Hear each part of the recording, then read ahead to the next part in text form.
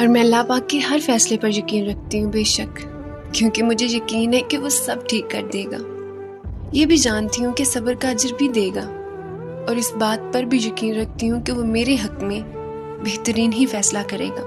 हर बात जानती हूँ यार, समझती भी हूँ, लेकिन फिर भी एक अजीब सी बेचैनी है, न जाने क्यों। शायद मैं थक चुकी हूँ, अब मैं आराम चाहती हूँ, मंजिल तक अब पहुँच जाना चाहती हूँ। ये जो सफ़र मेरा तवील होता जा रहा है, इसको ख़त्म करना है, क्योंकि ये मुझे दिन ब दिन थका रहा है।